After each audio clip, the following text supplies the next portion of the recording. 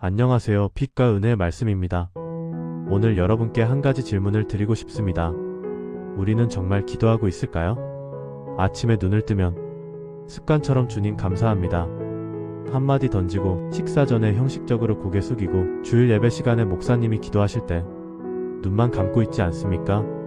손은 모으고 있지만 마음은 이미 오늘 점심 메뉴를 고민하고 오후 일정을 정리하고 내일 회의 자료를 떠올리고 있지는 않습니까? 데살로니가전서 5장 17절 말씀입니다. 쉬지 말고 기도하라. 쉬지 말고 기도하라는 이 말씀 앞에서 우리는 너무나 부끄러운 모습으로 서 있습니다. 기도는 우리 신앙생활의 호흡입니다. 숨을 쉬지 않으면 죽는 것처럼 기도하지 않으면 우리의 영혼은 서서히 메말라갑니다. 그런데 언제부턴가 우리는 기도 없이도 살아갈 수 있다고 착각하며 살아왔습니다. 여러분, 마지막으로 진심으로 기도한 게 언제였습니까? 눈물 흘리며 하나님 앞에 엎드린 게 언제였습니까? 세상 일로 바쁘다는 핑계로, 피곤하다는 이유로 우리는 기도의 자리를 점점 뒤로 미뤄왔습니다. 그리고 어느새 기도는 급할 때만 찾는 응급처치가 되어버렸습니다.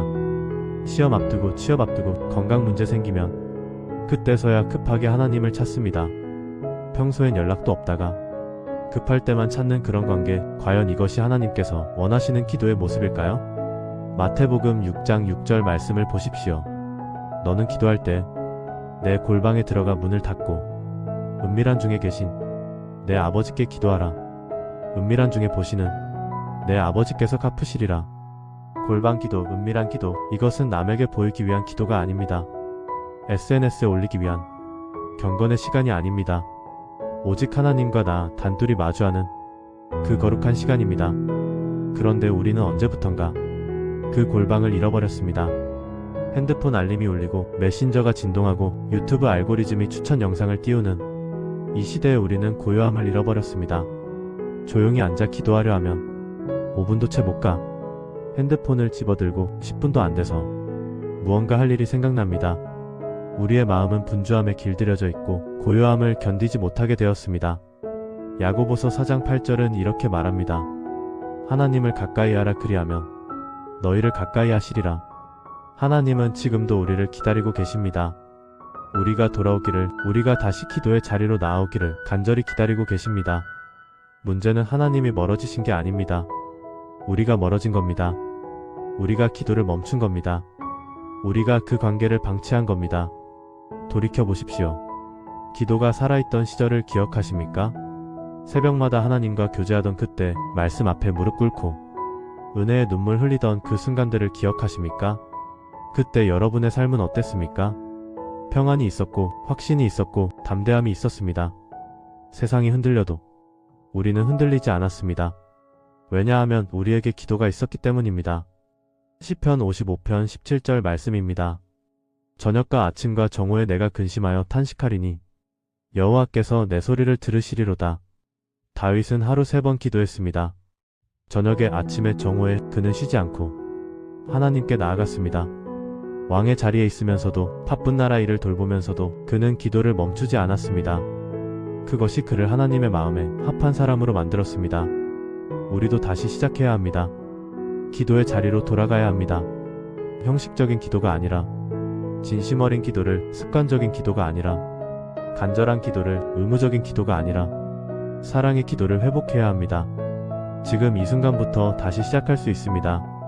너무 늦은 때란 없습니다. 하나님은 지금도 여러분을 기다리고 계십니다. 다니엘서 6장 10절 말씀을 함께 보겠습니다. 다니엘이 이 조서에 왕의 도장이 찍힌 것을 알고도 자기 집에 돌아가서는 윗방에 올라가 예루살렘으로 향한 창문을 열고 전에 하던 대로 하루 3번씩 무릎을 꿇고 기도하며 그의 하나님께 감사하였더라. 다니엘은 기도하면 사자, 굴에 던져진다는 것을 알면서도 기도를 멈추지 않았습니다. 목숨을 걸고 지켜낸 것이 바로 기도였습니다. 왜 그랬을까요?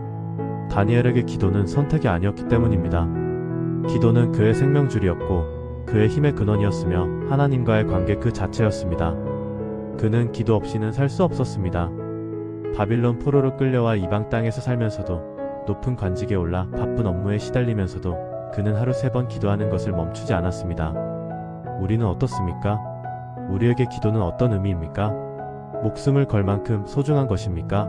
아니면 시간 날 때 하면 되는 것입니까? 다니엘은 기도를 지켰고 하나님은 그를 지키셨습니다. 사자 굴에 던져졌지만 사자들의 입이 봉해졌고 그는 상하지 않고 나왔습니다. 기도는 우리를 지키는 능력입니다. 누가복음 18장 1절 말씀입니다. 항상 기도하고 낙심하지 말아야 할 것을 예수님께서 비유로 말씀하셨습니다. 항상 기도하라 그리고 낙심하지 말라. 이 두 가지는 연결되어 있습니다. 기도하면 낙심하지 않습니다. 기도하면 희망이 생깁니다. 기도하면 길이 보입니다. 기도하면 평안이 옵니다. 문제는 우리가 기도를 응답받기 위한 수단으로만 생각한다는 것입니다. 기도하면 응답해 주실 거야. 이렇게 간구하면 들어주실 거야. 이런 식으로 접근합니다. 물론 하나님은 우리의 기도를 들으시고 응답하십니다. 하지만 기도의 본질은 응답이 아닙니다. 기도의 본질은 관계입니다. 요한복음 15장 7절을 보십시오.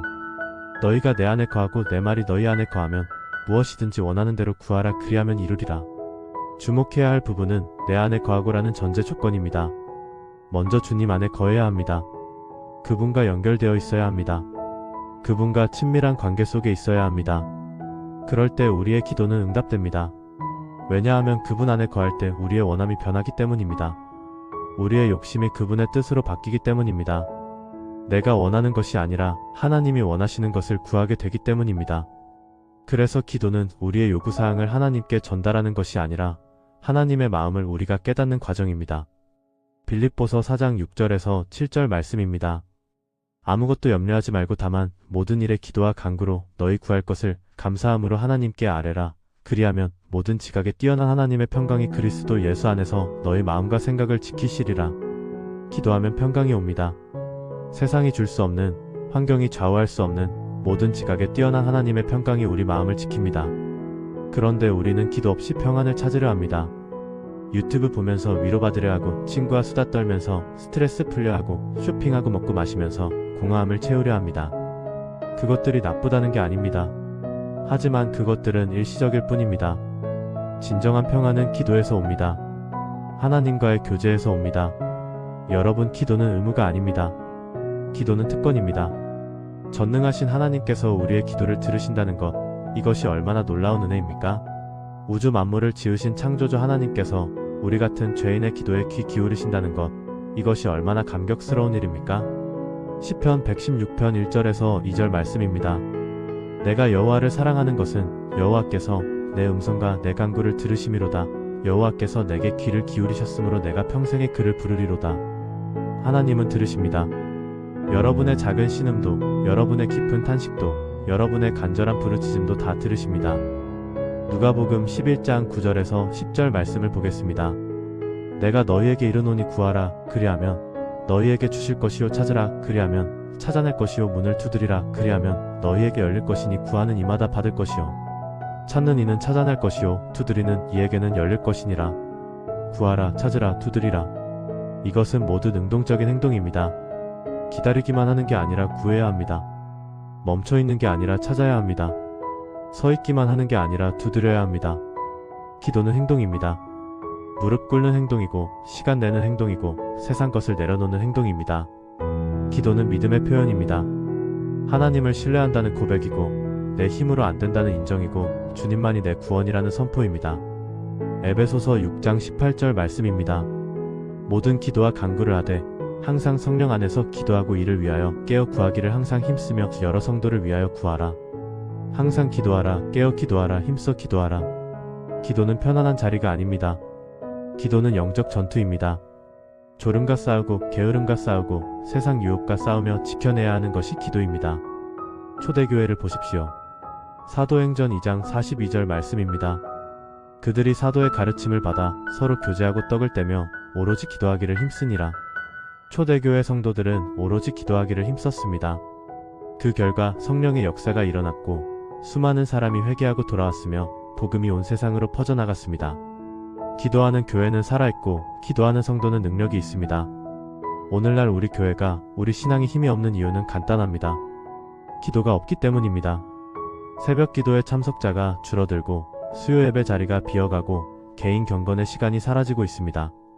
우리는 점점 더 바빠지고 점점 더 분주해지고 점점 더 기도에서 멀어지고 있습니다. 데살로니가전서 5장 16절에서 18절 말씀을 다시 보겠습니다. 항상 기뻐하라, 쉬지 말고 기도하라, 범사에 감사하라. 이것이 그리스도 예수 안에서 너희를 향하신 하나님의 뜻이니라. 항상 기뻐하고 쉬지 말고 기도하고 범사에 감사하는 것, 이것이 하나님의 뜻입니다. 이것이 우리가 살아야 할 모습입니다. 여러분, 오늘부터 다시 시작하십시오. 아침에 눈 뜨면 5분만 먼저 기도하십시오.